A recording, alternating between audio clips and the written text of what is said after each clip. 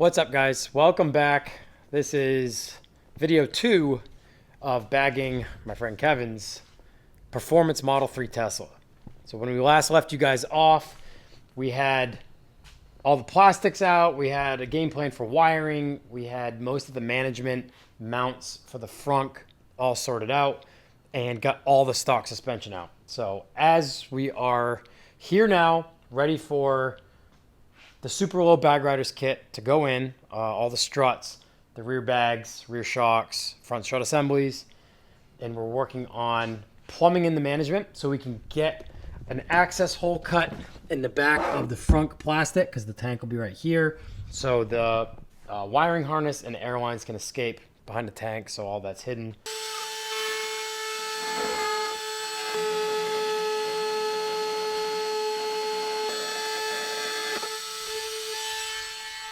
Top needs to be squared off a little bit, but that's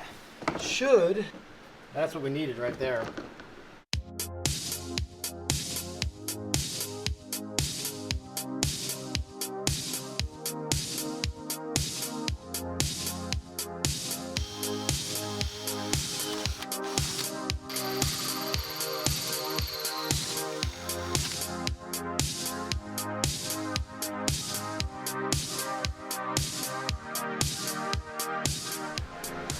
All right, so we just got the top aluminum piece off the rear strut, which sits down over it like so.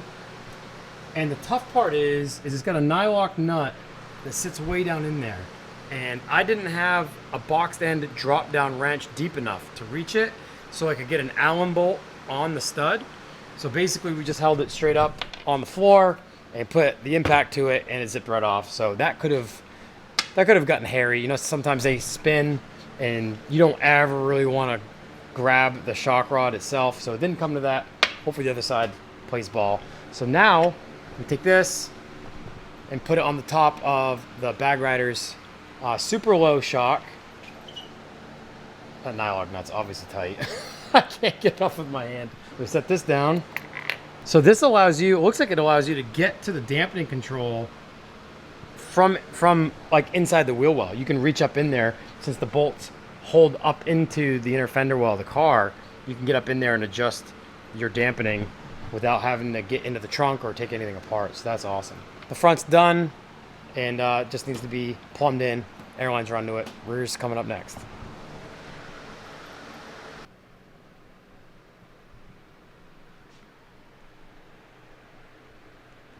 All right, so working on the rear bags now, and we're putting these 1/4 inch NPT to 1/4 inch PTC elbow swivels. These top hats are really cool. Milled out aluminum, super smooth, one piece. Yeah, that's a really cool top hat. The bottom, these two bolts on the end will come out, and believe it or not, there's two holes rather, in the lower rear control arm that these little locator pins let this rubber piece for the spring sit down in to keep it from spinning or turning at all. And turns out, and I don't know if I have to enlarge them, it doesn't look like I do, those two holes will line up with the holes and bolts on the lower perch for this airbag. And it actually, as you can see, it's progressively tapered for the coil progression of the spring. So I've yet to get back to you guys on whether or not those holes need to be drilled out any larger for these 3/8 bolts. Yeah, they look like 3/8 bolts. So the good news is the rear lower control arm holes that are pre-drilled from the factory are 3/8 in diameter, or large enough to put a 3/8 bolt through it. So I literally didn't have to drill anything in the lower control arm. The bag brackets went in, bolted in, and no modifications required. The rear is literally a bolt-in kit, which is amazing. And all this junk that I work on, like, does not have any bolt-in stuff off the shelf for air suspension. So this has been kind of crazy. As always, guys, I've left links in the video's description below to download the Wheel Price app for both iOS and Android devices. Wheel Price is a free wheel classifieds app, but also a growing online community of automotive enthusiasts where you can buy and sell your wheels. All right, so just wired the rear plumbed the rear and brought both lines up the passenger side sill. So took this whole cover off, took the rear belly pan and the front belly pan off completely so I could get access to what I was trying to route the airlines up and over. Basically what I did, and I didn't film any of this, which I probably should have, the pinch weld of the rocker comes up and right to the front of the sill, which also the pad sits flush with. So rather than making a 90-degree bend around that piece of metal with two airlines, plastic airlines, I notched it back. So I actually cut the pinch weld back about 2 inches and then rounded it off real nice and then went around. So there was actually like an escape door and an entry door in the back and an escape door in the front for the airlines to get out. So it wasn't sandwiched between the pinch weld and the inner fender lining. So that will hopefully be more comfortable for the airlines. They're routed up into the engine bay now. We're getting close. It's late now as we speak. I think this is day 3. We've kind of been piecemealing it. Today we didn't hammer all day on just the car. But tomorrow we should be airing up and down and pulling this thing out of the shop. Just got to get some wiring done. Yeah, so we can mount it over there somewhere. Yep. Put it behind that.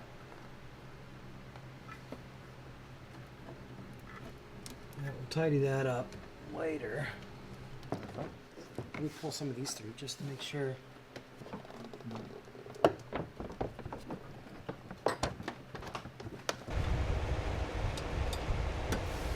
Let's get all these started by hand, then I'll zip them on.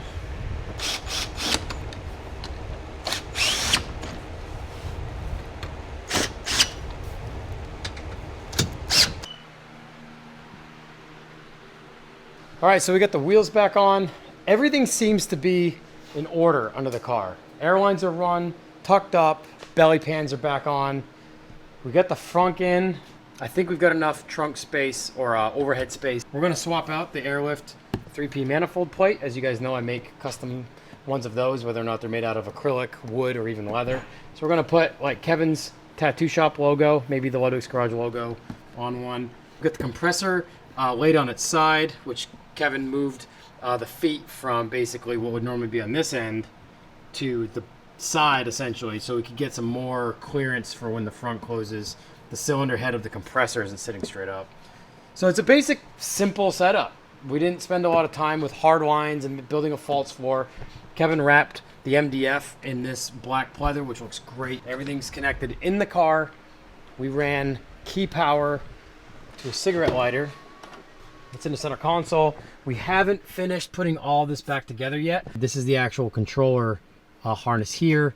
We still have some work to do to get it into this cubby. So we're gonna like router a little notch in the center so that can hide in there with the controller. So here's where we hooked in the power, right there. And what I did was install the spade terminal into the actual harness for the cigarette lighter. So I was able to put a spade connector on the actual Airlift ignition wire. So I didn't have to splice into that wire. I didn't have to cut anything. It's just a tab that comes out of the power source of the cigarette lighter, and it's a quick connect now. What we would call ignition power, but in the Tesla, it's accessory power. When he gets in the car and puts the card, which is the ignition card basically, and the car comes alive, more so than it always stays. That's the power that we've tapped into. This is my first go around with a Tesla, but luckily not the first go around with the 3-piece system from Airlift.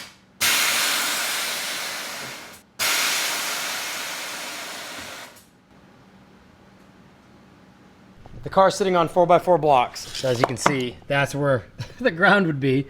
And the rocker panel is lower than the ground. And this is all with stock arms. Stock control arms, stock rear trailing arms, everything's stock. Except for the shocks and the bags in the front strut assembly. That's it. And in the front, it hits right about there. So the rear goes lower than the ground, and the front goes to the ground, no problem. It will completely pan out, lay out on the ground. These cars are flat underneath. There's nothing that hangs down. This part of the rear rocker, this here's the lowest part of the whole car.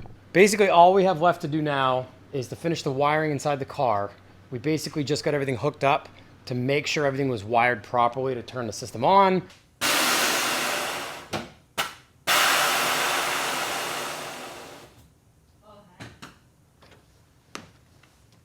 Smushes that thing. Oh, it does.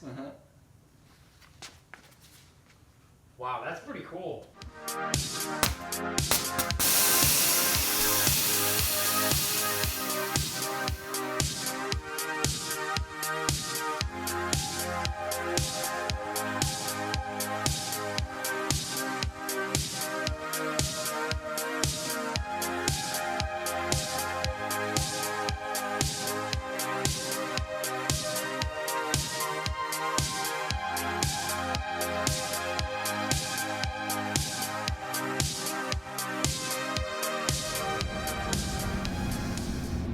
Oh my gosh!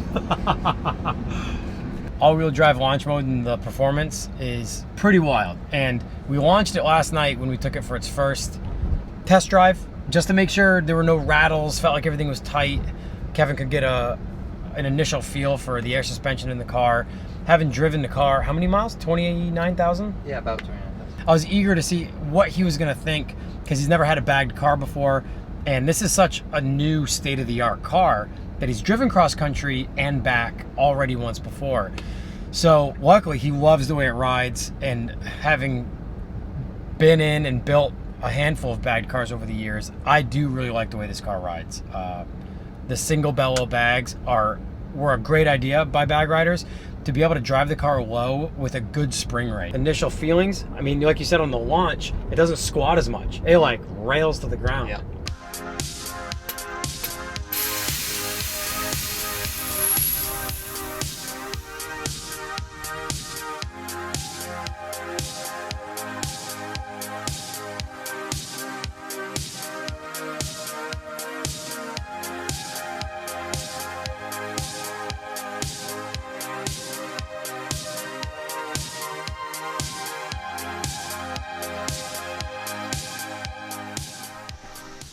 Well, that's it for this episode, guys. Super excited to have been able to get underneath Kevin's Tesla Model 3 Performance. Didn't know if I'd ever bag one of these cars.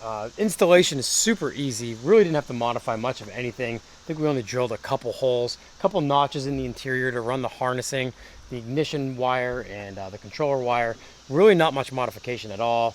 And the modification that we did do is hidden and looks OEM. And what's best about that is with that minimal amount of work, the car lays body on the ground. So you really get super low with the Bag Rider Super Low kit in the Tesla 3. Really stoked to see what Kevin does next with the car. He's gonna finish the road trip out with it just bagged with the factory wheels and tires and all of that, but wants to do a set of split wheels at some point and a lot of unplugged performance components as well.